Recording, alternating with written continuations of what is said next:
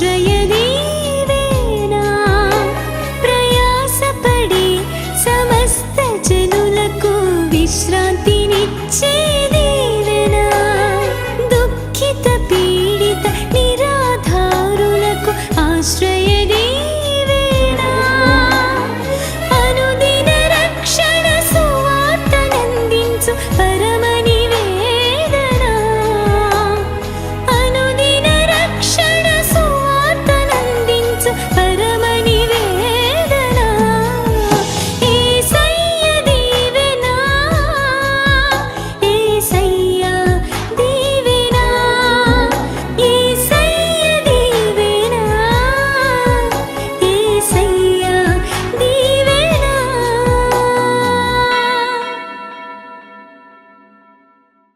పౌలు శీలలో ప్రార్థన ఒకటే చేయలేదట. ప్రార్థన చేసి ఏం మొదలెట్టారు వాళ్ళు?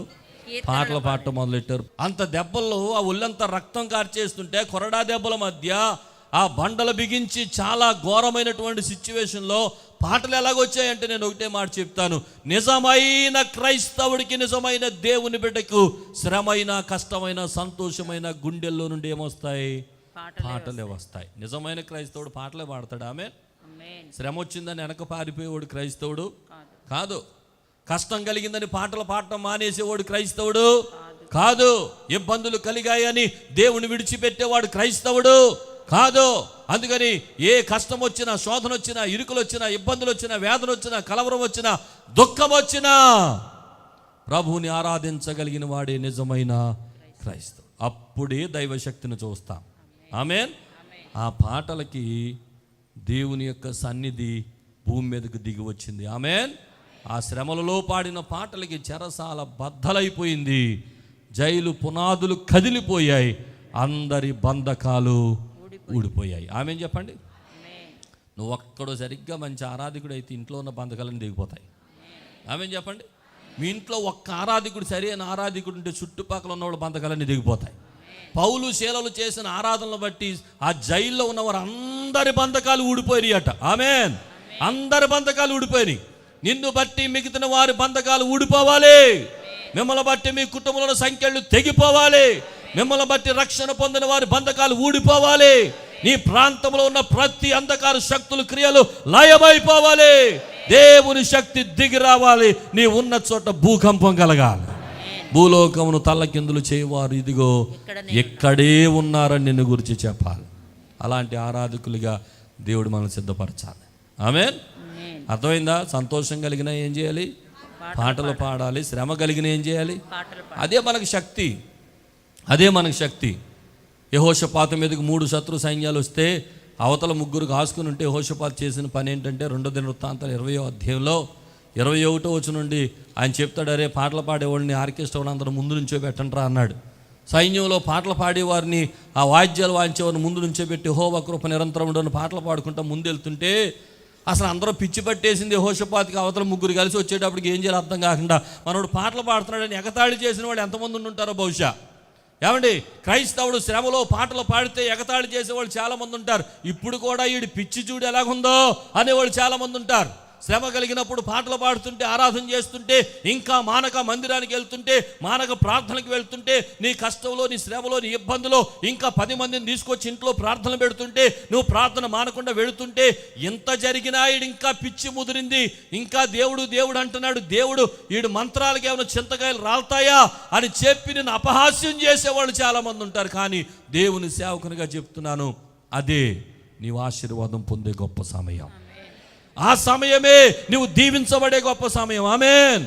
యెహోషాపాతు కనుక వారు పాడుటకును స్తుతించుటకును మొదలు పెట్టగానే వారి మీదకు వచ్చిన 3 మీద దేవుడు మాటుగాండ్రును పెట్టను కనుక వారిలో వారి తగాదాల పడి వీళ్ళు వచ్చేటప్పటికి 3 చంపుకుని చచ్చిపోయారట. స్తోత్రం కలుగును గాక. ఏం జరిగిందో తెలుసా? వాళ్ళ 3 మీద ఉన్న బంగారం అంతా ఏరుకుని వెళ్ళిపోయాడు. స్తోత్రం చెప్పండి ఒకసారి గట్టిగా, ఇంకా గట్టిగా స్తోత్రం చెప్పండి. హల్లెలూయా. పాడితే అలాంటి లాభాలు ఉంటాయి, ఆరాధన చేస్తే అలాంటి అద్భుతాలు జరుగుతాయి. ఆమేన్. కొన్నిసార్లు కీడు సంభవించినా, శ్రమకాలం సంభవించినా, మన ఆరాధన బట్టి శ్రమను దేవుడు మనకి ఎలా మారుస్తాడు? మేలుగా మార్చేస్తాడు. స్తోత్రం కలుగును గాక. మన మీదకి వచ్చే శత్రువుల ద్వారే మనకు లాభాలు కలుగుతాయి కొన్నిసార్లు. ఆమేన్ చెప్పండి. కొన్నిసార్లు మనల్ని హింసించడానికి వచ్చిన వారి ద్వారే దేవుడు మనల్ని ఆశీర్వాదానికి వారసులుగా చేసేస్తాడు. స్తోత్రం చెప్పడం సరిగట్టిగా. వాళ్ళేం చంపేద్దామని చూశారు, దేవుడే వాళ్ళ మీద ఉన్న బంగారం అంత ఇచ్చి పంపించాడు. ఆమేన్. ఏంటి కారణం? శ్రమలో కూడా పాటలు పాడిన సైన్యం, శ్రమలో కూడా ఆరాధించిన సైన్యం, శ్రమలో కూడా దేవుని స్తుతించిన సైన్యం, శ్రమలో కూడా దేవుని ఘనపరిచిన సైన్యం. అందుకనే శ్రమలలో దేవుని ఆరాధించిన లాంటి ఆరాధికులు, భక్తుల ద్వారా దేవుడు అద్భుత కార్యాలు జరిగించారు. స్తోత్రం కలుగునుగాక. స్తోత్రం చెప్పండి. హల్లెలూయా. యేసు ప్రభువారు మత్తయి సువార్త 26వ అధ్యాయంలో కూడా ఆయన అందరికీ రొట్టె విరిచి ఆయన వెళ్ళి మరి ఆ యొక్క ఒలీవల కొండకు వెళ్ళి ప్రార్థన చేసి ఆ సమయం, ఆ గెత్సేమనే తోటకు వెళ్ళిన సందర్భం ఆ చివరి మాటలో కనపడుతుంది. వారు కీర్తనలు పాడిరి అనే మాట కనపడుతుంది. స్తోత్రం చెప్పడం సరిగట్టిగా. ఆయన శ్రమకు వెళ్లే ముందు కూడా శిష్యులతో కలిసి ఏం చేశాడు? ఆయన కీర్తనలు పాడాడు, పాటలు పాడాడు, దేవునిని స్తుతించాడు, దేవునిని కనపరిచాడు. ఆరాధనకు అంత ప్రాముఖ్యత ఉన్నది. గట్టిగా స్తోత్రం చెప్పండి. హల్లెలూయా, హల్లెలూయా. ఇంకో మాట చెప్తాను. ఆశీర్వాదం పొందాలి అని అంటే ఎంత మంచి ఆరాధకులైతే అంత గొప్ప ఆశీర్వాదం పొందుతాం. దావీదుకు ఉన్న సీక్రెట్ ఏంటో చెప్పాలి. చెప్పండి. 34వ కీర్తన 1వ వచనం అంటాడు, నేను ఎల్లప్పుడూ యెహోవాను సన్నుతించెదను, నిత్యము ఆయన కీర్తి నా నోట ఉండును. అది ఆయన సీక్రెట్. నిత్యము చెప్పండి మాట. నిత్యము గట్టిగా చెప్పండి. ఎల్లప్పుడు అనండి గట్టిగా. ఇంకా గట్టిగా చెప్పండి. ఇంకా గట్టిగా చెప్పండి. ఎప్పుడైనా సరే, ఏ సమయమైనా, ఏ గడి అయినా, ఏ నిమిషమైనా, ఏ పూటైనా, శ్రమైనా, సంతోషమైన, ఆనందమైన ఏ పరిస్థితి అయినా దావీదు జీవితంలో నేర్చుకున్న ఒకే ఒక గొప్ప పని ఏంటంటే, నేను ఎల్లప్పుడూ యెహోవాను సన్నుతిస్తాను, నిత్యము ఆయన కీర్తి నా నోటన ఉండును. ఆ గొర్రెల దొడ్లోకి వెళ్ళి గొర్రెలు కాసుకుంటూ ఎన్ని కీర్తనలు రాశాడండి, ఎన్ని పాటలు పాడాడండి, ఎంత ఆరాధన చేశాడండి, ఎంత దేవునికి దగ్గర అయిపోయాడండి. అక్కడ ఎవరున్నారండి? దావీదు పాడుతుంటే సబాష్ దావీదు అద్భుతంగా పాడావయ్యా అని సాల్వ కప్పి దండలు వేసి సన్మానాలు చేసేవాళ్ళు ఎవరన్నా ఉన్నారా? ఎవరు లేరు. ఎవరు లేకుండా నన్ను పాటలు ఎలా పాడాడని, కీర్తనలు ఎలా రాశాడు, అలాగా వాయిద్యాలు ఎలా వాయించాడంటే ఒకే ఒక కారణం, నా పాట ఎవరు వినకపోయినా నా ప్రభు వింటే నాకు అదే చాలు. స్తోత్రం కలుగును గాక. ఎవరిని గురించి ఆరాధన చేశాడు, ఎవరి కోసం ఆరాధన చేశాడు? మనుషులు చూడాలని కాదు, మనుషులు మెచ్చుకోవాలని కాదు, మనుషులు ప్రశంసించాలని కాదు, మనుషులు పొగడాలని కాదు, మనుషుల ద్వారా మెప్పు పొందాలని కాదు. నా ఆరాధన నా దేవునికి చెందితే చాలు అనుకున్నాడు. గొప్ప ఆరాధన చేశాడు. ఆ ఆరాధనే గొర్రెలు కాసుకునేవాడిని తీసుకెళ్ళి ఇశ్రాయేలును కాసే రాజుగా మార్చేసింది. గట్టిగా చప్పలు కొట్టి ప్రభువుకు స్తోత్రాలు చెల్లించాలి. ఇక్కడ ఉన్న వాళ్ళకి ఒక సీక్రెట్ చెప్తున్నాను. చదువుకునే యవనస్తులారా, మీకు మంచి ఉద్యోగం రావాలన్నది మీ గురి కదా. చదువు ఎందుకు చదువుతారు? మంచి పొజిషన్లో ఉండాలని. మంచి పొజిషన్లో ఉండాలని కోరుకునే ప్రతి ఒక్కరూ చదువుకునే ముందు గంట తలుపులు వేసుకుని దేవుని స్తుతించేసి చదవండి. గొప్ప జ్ఞానం వచ్చేస్తుంది మీకు.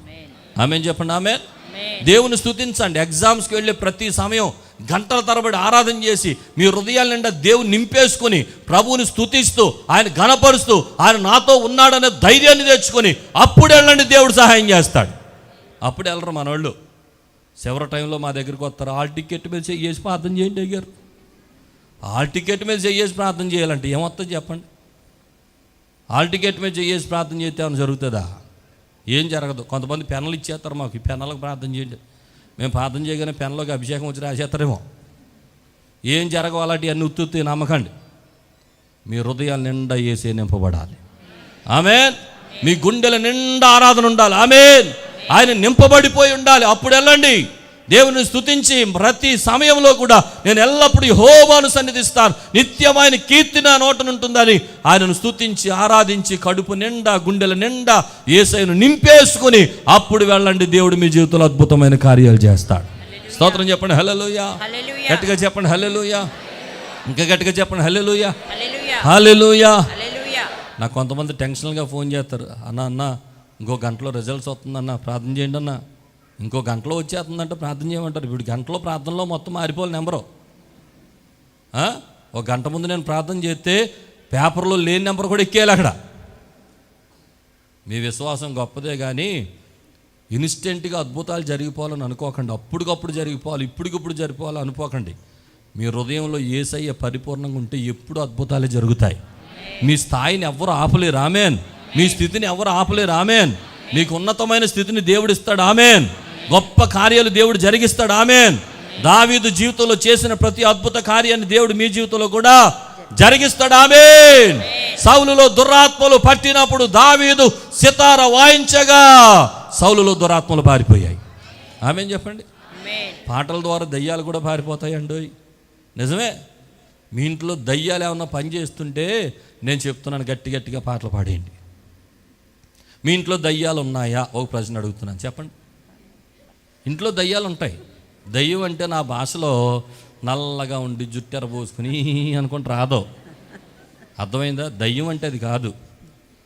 దయ్యం అంటే మీ హృదయాన్ని గాయపరిచేది, ఎప్పుడు చూసినా మీ మీద పడి మిమ్మల్ని గాయపరిచేది, మిమ్మల్ని ఏడిపించేది, మిమ్మల్ని దుఃఖపెట్టేది. అది మగ దయ్యమైనా అవ్వచ్చు. చెప్పండి, గట్టిగా చెప్పండి. ఆడదయ్యమైనా అవ్వచ్చు, ఏ దయ్యమైనా అవ్వచ్చు. కొన్ని ఇళ్ళల్లో పిల్ల దయ్యాలు ఉంటాయి. మనశ్శాంతి ఉండనవో తల్లిదండ్రులకి. పిల్ల దయ్యాలు పట్టేస్తాయి వాళ్ళలో. ఈ దురాత్మలు పోవాలంటే ఒకే ఒక్క సీక్రెట్ ఏంటంటే పాటలు పాడుతూ, సంగీతములు వాయిస్తూ, దేవునిని గణపరుస్తూ ఆరాధన చేస్తూ ఉంటే పరిశుద్ధాత్ముడు మీ ఇంట్లోకి వస్తాడు, దయ్యాలు పారిపోతాయి. ఆమేన్. అర్థమైందా బెదరు? ఏదన్నా గట్టిగా తిడుతున్నారు అనుకోండి, యెహోవాను గానము చేసేదము అని పాడేయండి, అంతే. పాటలో అసలు ఏం వినకండి. అర్థమైందా? ఇంటే ఏమవుతుంది, మళ్ళా రివర్స్ అయ్యి మీరో మాట మాట్లాడాల్సి వస్తుంది. మీరో మాట మాట్లాడితే ఏమవుతుంది, కూరలో ఉప్పు ఎక్కువ అయిపోద్ది, లేనిపోని తెప్పలన్నీ పడాల్సి వస్తాయి. అందుకని ఏమొద్దండి, ఎవరేం మాట్లాడినా సంతోషంగా దేవుని స్తుతించండి. నీవుంటే నాకు చాలు యేసయ్యా, నీ వెంటే నేను చప్పట్లో.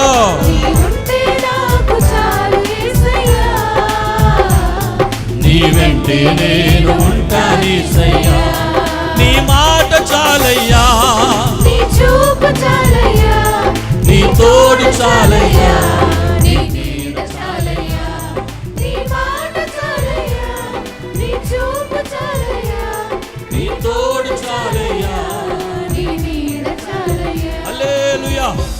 చేతులు పైకెత్తి హల్లెలూయా. మీ ఆయన గారు తాగేసి వచ్చి చెత్త కొట్టేస్తున్నాడు అనుకోండి, అప్పుడు చెప్పండి నీ మాట చాలయ్యా. అప్పుడు ఆ పాటలు రావు, సీపురి గట్టలు వస్తాయి చేతిలోకి. యారా నువ్వు తాగింది కాకుండా నన్ను కొడతావా అని మొదలెట్టేస్తారు కొంతమంది. దయ్యాల జోలికి అలా సీపురి గట్టలు ఎట్టుకుని వెళ్ళకండి. అదో దయ్యం, తాగుడనే దయ్యం. ఆ దయ్యం పోవాలంటే పరిశుద్ధాత్ముడు మీ ఇంట్లోకి రావాలి. పరిశుద్ధాత్ముడు మీ ఇంట్లోకి రావాలంటే మీ గుండెల్లో నుండి ఏం రావాలి? పాటలు రావాలి, వాయిద్యాలు రావాలి, దేవుని స్తుతించే సన్నివేశాలు రావాలి. మీరు ఎంత శ్రమపడినా, ఎంత కష్టపడినా దేవునిని ఆరాధించే పిల్లలైతే మీ ఇంటిలోనికి పరిశుద్ధాత్ముడు వస్తాడు, అద్భుతమైన కార్యాలు జరిగిస్తాడు. స్తోత్రం చెప్పండి హల్లెలూయా. ఇదే దయ్యాలు పోయే మార్గం. ఇంకేమి చేయకండి, ఏ మాట వినకండి, ఏ శ్రమను మీ మైండ్లోనికి తెచ్చుకోకండి. మనసారా దేవుని స్తుతించండి, హృదయమారా దేవుని స్తుతించండి. దేవుడు మీ జీవితంలో ఆశ్చర్యమైన కార్యాలు జరిగిస్తాడు. ఆమేన్. ఇక సంఘానికి ఇచ్చిన ఒక హెచ్చరిక కూడా నేను చెప్పేసి ముగిస్తాను. ఎఫెసీయులకు రాసిన పత్రిక 5వ అధ్యాయం 19వ వచనంలో పాటల ద్వారా హెచ్చరికలు పొందాలట, పాటల ద్వారా బోధించబడాలట, పాటల ద్వారా మన హృదయాల్లో దేవుని గురించి ఆరాధన చేసే ప్రతి ఒక్కరూ కూడా అది వాక్యంగా భావించాలట, దేవుని మాటగా భావించాలంట. చూడండి ఒకసారి, ఒకరినొకడు కీర్తనలతోనూ సంగీతములతోనూ ఆత్మ సంబంధమైన పాటలతోనూ హెచ్చరించుచు మీ హృదయములలో ప్రభువును గూర్చి పాడుచు కీర్తించుచు మన ప్రభు అయిన యేసుక్రీస్తు పేరట సమస్తమును గూర్చి తండ్రి అయిన దేవునికి ఎల్లప్పుడూ కృతజ్ఞతాస్తుతులు చెల్లించుచు క్రీస్తునందలి భయముతో ఒకరినొకడు లోబడి ఉండండి. స్తోత్రం చెప్పడం సరిగట్టిగా. ఎలా ఉండాలి? ఒకరినొకడు, చదవడం తర్వాత మాట, కీర్తనలతోను, రెండవది సంగీతములతోను, మూడవది ఆత్మ సంబంధమైన పాటలతోను ఏం చేయాలంట? హెచ్చరించుకోవాలి. స్తోత్రం చెప్పడం సరిగట్టిగా. పాటల్లో హెచ్చరికలు ఉన్నాయి, పాటల్లో వర్తమానాలు ఉన్నాయి, పాటల్లో బోధ ఉంది, పాటల్లో పరిశుద్ధాత్మ దేవుని మాటలు ఉన్నాయి. ఒక పాట రాయటం అంటే మాటలు కాదండి, ఒక పాట రాయటం అంటే ప్రసవ వేదన, మీకు తెలియదు అది. ఒక పాట రాయటం అంటే సామాన్యమైన విషయం కాదు. పాటలు రాసిన వ్యక్తిగా నాకు తెలిసేది. ఒక పాట రాయాలంటే ఆ పాట ప్రజలను ప్రభావితం చేసే వర్తమానంగానే రావాలి తప్ప పాట ఊరికినే ఏది పడితే అది రాసేయకూడదు. ఒక ఆయన చెప్పాడు, క్రిస్మస్కి ఒక ఆయన పాట రాశాడంట, దిక్కులు చూడకు యేసయ్య పక్కనే ఉన్నది మరియమ్మ అని. ఇదో పాట. ఈ రోజున ఏది పడితే అది పాటలే. దిక్కులు చూడకు యేసయ్య పక్కనే ఉన్నది మరియమ్మ అంట, అదో క్రిస్మస్ పాట. అందుచేత ఏది పడితే అది రాసేది పాటలు కాదు, అవి క్లిక్ అవ్వవు కూడా, అది ఎవరు పాడరు కూడా. మనుషాత్మతో రాసే ఏ పాట ప్రజల్లోనికి వెళ్ళదో, మనుషుల ద్వారా రాయబడిన ఏ పాట కూడా ప్రజలు పాడలేరు, పాడరు. దాన్ని ఊరికనే కొన్నిసార్లు వినేసి వదిలేస్తారు. కానీ ఆత్మతో నింపబడి పాడే పాటలు ఉంటాయి, రాసే పాటలు ఉంటాయి. అవి పాటలే కాదు, మన జీవితాలకు గొప్ప సందేశాలు అవి. స్తోత్రం చెప్పడం సరిగట్టిగా, ఇంకా గట్టిగా స్తోత్రం చెప్పండి. ఈ రోజున పాటలు రాసేవారు, పాటలు పాడేవారు, ఆరాధికులైన వారు వాడబడే స్థాయి వేరో. నేను గమనించాను అది. మన రాష్ట్రంలో చూడండి, దేశంలో ఎక్కడైనా చూడండి, ఉట్టి ప్రసంగాలు చేసే ప్రసంగికుల కన్నా ఆరాధనతో కూడిన ప్రసంగికులు చాలా స్పీడ్గా ముందుకెళ్తారు. పాటలు రాసే వర్తమానికులు, గేసన్న గారిని తీసుకోండి, ఆయన పాటలు ఆరాధన ద్వారా వర్తమానాలు అందిస్తూ చాలా దూసుకెళ్ళిపోయింది పరిచర్య. ఆమె చెప్పండి సరిగట్టిగా. ఒక దినకరన్ గారిని చూడండి, ఏమండి, ఒకే ఒక్క పాట. ఏం పాట? రమ్మానుచున్నాడు అంటే చాలిక గుండెల్లో నుండి దుఃఖం అలా కట్టలుగా దిగిపోయేది. స్తోత్రం చెప్పడం సరిగట్టిగా. అలాంటి ఎన్నో పాటల ద్వారా ప్రజలను ప్రభావితం చేశారు. ఈరోజు సతీష్ కుమార్ గారు అయినా, లేకపోతే డాక్టర్ జాన్ వెస్లీ గారు అయినా, లేకపోతే సామ్యూల్ కర్మోజీ గారు అయినా, వీరందరూ కూడా పాటలను, అద్భుతమైన పాటలు రాసి, ఏమండి మన మధ్యలో ఉన్నారు శ్యామ్ జే వేదాల గారు. ఈరోజు నేను ఎంత ఆశీర్వదించబడటానికి కారణాల్లో ఒక కారణం ఏంటి తెలుసా? వారి కలమ నుండి రాయబడిన ఒక పాట నన్ను ప్రపంచ స్థాయికి తీసుకెళ్ళింది. నీవుంటే నాకు చాలు చేసే పాట వారే రాశారు, శ్యామ్ జే వేదాల గారు రాశారు.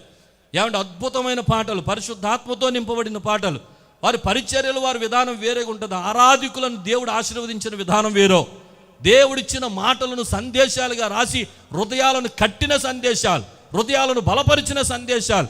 పాటతో రక్షణ పొందిన వారు లక్షల సంఖ్యలో ఉన్నారు. స్తోత్రం చెప్పడం సరిగట్టిగా. పాటలతో ఆదరించబడిన వారు కోట్ల సంఖ్యలో ఉన్నారు. ఒక 2 గంటల వర్తమానం ఇవ్వలేనిది ఒక 5 నిమిషాల పాట ఒక వ్యక్తిని జీవితాలను నిలబెట్టిన సందర్భాలు నాకు ఎన్నో తెలుసు. స్తోత్రం చెప్పడం సరి. అందుచేత ఒకరినొకడు కీర్తనలతోనూ, సంగీతములతోనూ, ఆత్మ సంబంధమైన పాటలతోనూ హెచ్చరించుచు నీ హృదయములలో ప్రభువును గురించి పాడుచు, కీర్తించుచు. ఇవన్నీ చెయ్యాలి. స్తోత్రం చెప్పడం ఒకసారి గట్టిగా. హల్లెలూయా. పాటలు నేర్చుకోండి, పాటలు పాడండి. ఎంత ఆరాధన చేస్తే అంత శక్తిని పొందుకుంటారు. ఏమండి, పాటలు మాకెలా వస్తాయండి అని అనుకోకండి. నేర్చుకుంటే అన్నీ వస్తాయి. ఆమెం చెప్పండి, వస్తాయి లేదా? పాటలు నేర్చుకుంటే అన్నీ వస్తాయి లేదా? ఏదైనా మనంతటా మనకు వచ్చేది కదా, నేర్చుకుంటేనే కదా వచ్చేది. అవునే కదా? 2 రోజులు ఎంత ఎలా తెలుసు నీకు? నేర్చుకున్నావు అంతే వచ్చింది. స్తోత్రం చెప్పండి సరి గట్టిగా, గట్టిగా స్తోత్రం చెప్పండి. ఏదైనా అంతే, నేర్చుకుంటూ వచ్చేద్దా? ఆమెం చెప్పండి, గట్టిగా స్తోత్రం చెప్పండి. పాటల మీద కూడా శ్రద్ధ పెడుతూ వచ్చేది. మీ ఇల్లును దేవుని యొక్క మందిరంగా మలుచుకోండి. స్తుతించే ఒక నిలయంగా మార్చండి. ఆరాధించే ఒక ఆరాధికుడు నిలయంగా మార్చుకోండి. దయ్యాలు పారిపోతాయి, రోగాలు పారిపోతాయి, అద్భుతమైన కార్యాలు జరుగుతాయి. ఆరాధించే ఇల్లు నూతన యెరూషలేముగా మార్చబడుతుంది. స్తోత్రం చెప్పండి, హల్లెలూయా. గట్టిగా చెప్పండి, హల్లెలూయా. కాబట్టి దేవుని సేవకునిగా ఈ మాటలన్నీ మీకు తెలియజేస్తున్నాను. ఆరాధికులుగా మార్చబడండి, దేవుని శక్తిని పొందుకోండి. ఆఖరిగా కొలసీలకు రాసిన పత్రిక 3వ అధ్యాయం 16వ వచనం. సంగీతములతోనూ కీర్తనలతోనూ ఆత్మ సంబంధమైన పద్యములతోనూ ఒకనికి బోధించుచు. ఏట్ల ద్వారా బుద్ధి చెప్పుకోవాలంట? సంగీతాలతో బుద్ధి చెప్పుకోవాలంట, కీర్తనలతో బుద్ధి చెప్పుకోవాలంట, ఆత్మ సంబంధమైన పద్యాలతో ఒకనొకడు బోధించుకోవాలంట, బుద్ధి చెప్పుకోవాలంట. కృపాసహితంగా మీ హృదయంలో దేవుని గురించి గానం చేయండి, పాడండి. సమస్త జ్ఞానముతో క్రీస్తు వాక్యమును సమృద్ధిగా నివసింపనీయండి. దేవునికి స్తోత్రం చెప్పడం సరిగట్టిగా. పాటలంటే ఊరికని తీసి పడేసేది కాదు, పాటలంటే దేవుని వాక్యము. ఆమేన్. పాటలు పాడే కొద్దీ వాక్యం నింపబడుతుంది. వాక్యం నింపబడే కొద్దీ పరిశుద్ధాత్ముడు నివసిస్తాడు. పరిశుద్ధాత్ముడు నివసించే కొద్దీ దైవ కార్యాలు మీ గృహంలో జరిగిపోతాయి. ఆమేన్. ఆమేన్. ఎంతమంది మంచి ఆరాధకులుగా మార్చబడాలని ఆశపడుతున్నారు? ఎంతమంది మంచి ఆరాధకులుగా మార్చబడాలి? చేతులు పైకెత్తండి. చేతులు పైకెత్తిన వారు లేచి నిలబడండి. మీరు 2 చేతులు పైకెత్తండి, కళ్ళు మూసుకోండి. త్వరగా ప్రభువా నన్ను ఒక బలమైన ఆరాధకుడిగా చేయండి. నేను ఆరాధన చేస్తుంటే, నేను పాడుతుంటే నీ అభిషేకం నా ఇంట్లో దిగి రావాలి. దురాత్మలు పారిపోవాలి, చీకటి శక్తులు పారిపోవాలి, అపవిత్రాత్మ శక్తులు పారిపోవాలి, రోగాల నుండి విడుదల కావాలి, మా ఇంట్లో సమస్యలన్నీ పారిపోవాలి. నిన్ను ఆరాధించే ఒక నిజమైన ఆరాధకుడు ఇవన్నీ పొందగలుగుతాడని వాక్యంలో నుండి మేము నేర్చుకున్నాం. మాతో మాట్లాడావు, మమ్మల్ని దర్శించండి, నీ కృపతో బలపరచండి. చేతులు పైకెత్తి స్వరం తెరిచి యేసయ్యా ఒక నిజమైన ఆరాధకుడిగా నన్ను చేయండి ప్రభువా. ఆరాధించండి, స్వరం తెరవండి. హల్లెలూయా హల్లెలూయా హల్లెలూయా. స్తోత్రం స్తోత్రం స్తోత్రం స్తోత్రం స్తోత్రం స్తోత్రం స్తోత్రం. ఇంకా ఇంకా ఇంకా ఇంకా ఇంకా ఇంకా ఇంకా ఇంకా ఎంత గట్టిగా స్వరమెత్తి స్తోత్రం చెప్పగలిగితే అంత బిగ్గరగా స్వరమెత్తి స్తోత్రం చెప్పండి. హల్లెలూయా.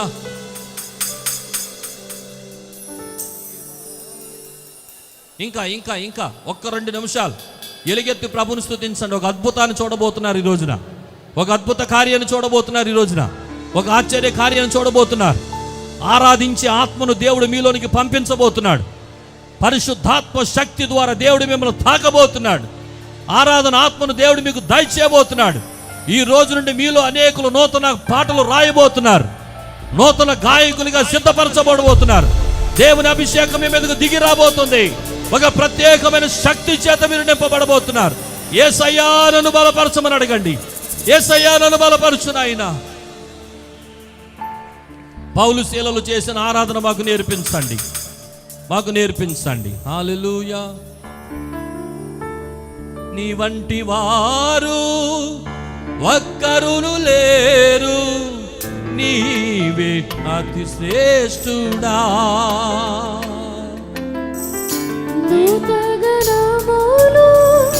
నిత్యము పోలిచే చేతులు పైకెత్తి నీవే పరిశుద్ధుడా. నీ వంటి వారు ఒక్కరును లేరు, నీవే అతి శ్రేష్ఠుడా. దూతగణములు నిత్యము పోలిచే నీవే పరిశుద్ధుడా. నిన్న నేడు మారని ఆరాధన స్తుతి ఆరాధన.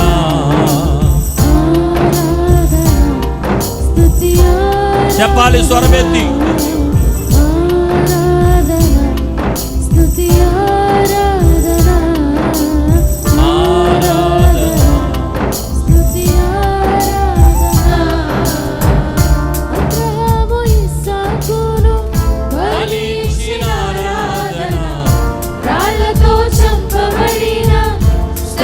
వలె ఆరాధన అబ్రహాము ఇస్సాకును బలించిన ఆరాధన, రాళ్ళతో చంపబడిన శవను వలె ఆరాధన.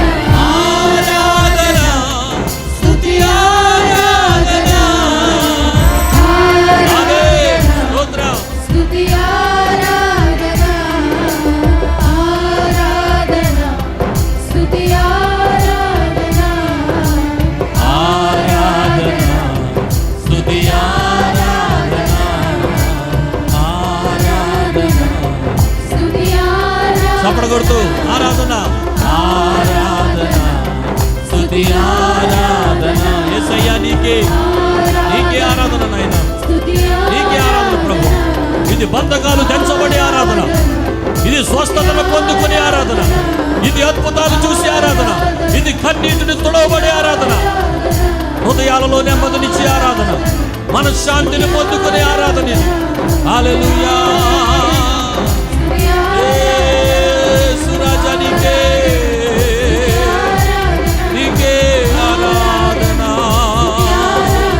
నీకే ఆరాధన, నీకే ఆరాధన.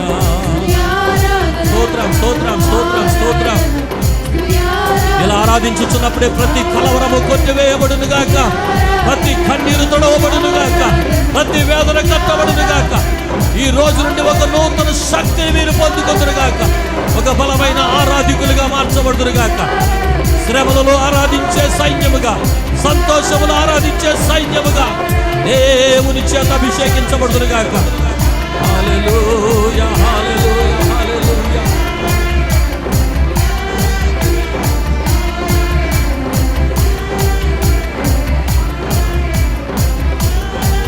ఎంతమంది లైవ్ లో ఈ కార్యక్రమాన్ని వీక్షిస్తున్నారు? ఇప్పుడే మీ గృహాలలోనికి దైవ శక్తి దిగి వచ్చునుగా, దేవుని శక్తి దిగి వచ్చునుగా. మీ కుటుంబాల్లో ఉన్న వ్యతిరేకమైన ప్రతి పరిస్థితులు సమాధానము కలుగునుగాక, నెమ్మది కలుగునుగాక, ఆనందము కలుగునుగాక, ఆశీర్వాదములు కలుగునుగాక. ఓ హల్లెలూయా, యేసు రాజా నీకు స్తోత్రమయ్యా, స్తోత్రమయ్యా, స్తోత్రమయ్యా, స్తోత్రమయ్యా. స్తుతి నాయనా, స్తుతి నాయనా, స్తుతి నాయనా, స్తుతి నాయనా, స్తుతి నాయనా, స్తుతి నాయనా, స్తుతి నాయనా, స్తుతి నాయనా, స్తుతి నాయనా. హల్లెలూయా, హల్లెలూయా, హల్లెలూయా. వందనాలు ప్రభు, వందనాలు ప్రభు, వందనాలు ప్రభు, వందనాలు ప్రభు, వందనాలు ప్రభు. నీ వంటి వారు ఎవరు లేరు నాయనా, నీకు వందనాలు, నీకు వందనాలు యేసు, వందనాలు నాయనా. సర్వోన్నతుడవు నీకు స్తోత్రాలు, సర్వశక్తివంతుడవు నీకు స్తోత్రాలు. వేల్పులలో నీ వంటి వారెవరు లేరు నాయనా. ఓ మహనీయుడా, పూజ్యుడా, గొప్పవాడా నీకు స్తోత్రం, స్తోత్రం, స్తోత్రం, స్తోత్రం. ఆ మేలుచున్నవాడా నీకు స్తోత్రమయ్యా, స్తోత్రమయ్యా, స్తోత్రమయ్యా.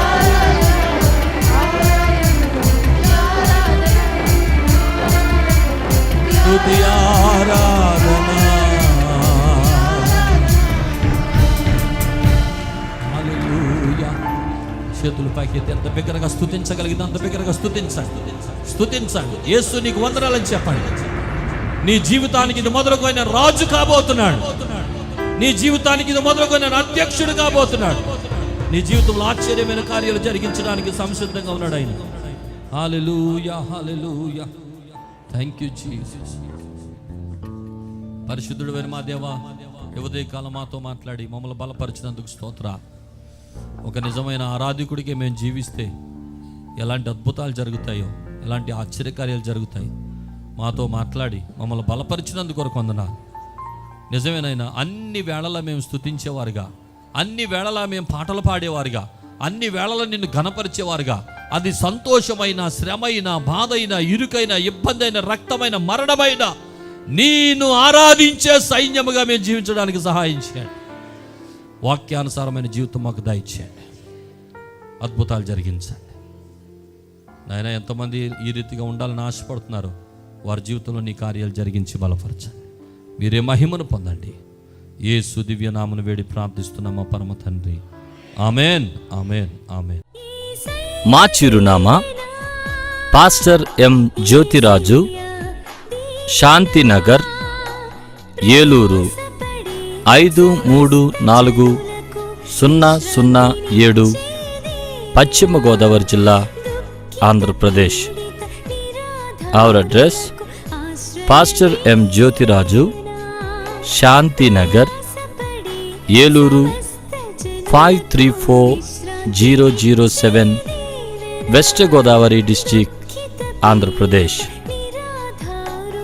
మా ఫోన్ నంబర్లు 8077773333 మరియు 800877774444.